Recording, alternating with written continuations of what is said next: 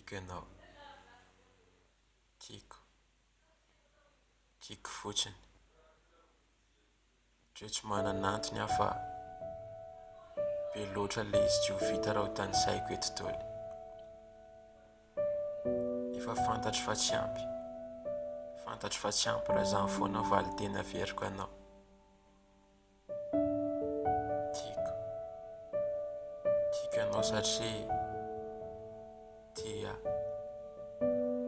Nefa na tsy ho tia ahy ianao dia ho tiaviko ihany. Tiako ianao satria mahalala. Mihoatra noho ny fahalalako ny tenako.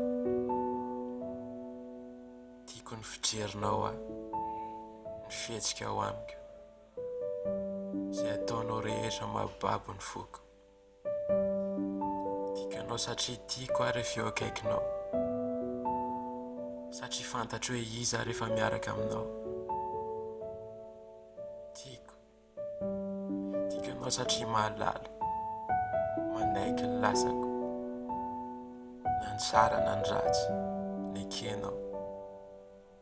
Tiako ianao satria nampianatra nanadino, nampianatra nity indray.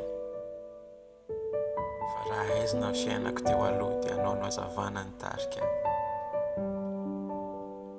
Tiako ianao omaly, tiako ianao androany, ary mbola ho tianao haram-pijo. Tiako ny mifampizara aminao ny fotoanako anio, nefa mbola faniriako lalina ny fampizara aminao ny ho avy. Tsy ny ho aviko irery, fa ny ho avitsika. Tiako ianao satria ny nofinofiko tohananao, nitomany aho dia teo an-tratranao. Isan'andro eny akeko tsy mora, ny adiady tsy haiferana, ny disadisa tsy hialana. Fa ianao mbola tsy nandao aho, niaritra ny didrako, nandefitra sy ny zaka ho antsika roa. Misy miteny hoe ianao tsy tonga lafatra. Avelao izy iteny. Iza moa ny tonga lafatra? Nefa amiko ianao tonga lafatra. Amiko ianao ny tsara indrindra. Na rehefa mifoha maraina ianao ka mikorotana be ny volonao dia mijery fitaratra avy eo dia hoe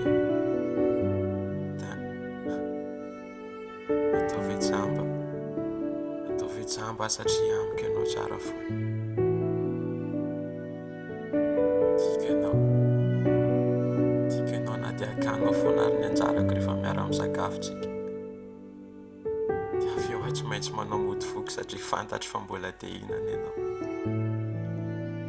Rehefa menamenatra iny ianao manao zavatra eo masoko dia mody manao variana na mijery any an-kafa. Tiako ianao satria tiako ianao satria rehefa miteny ianao hoe evita lavy ele dia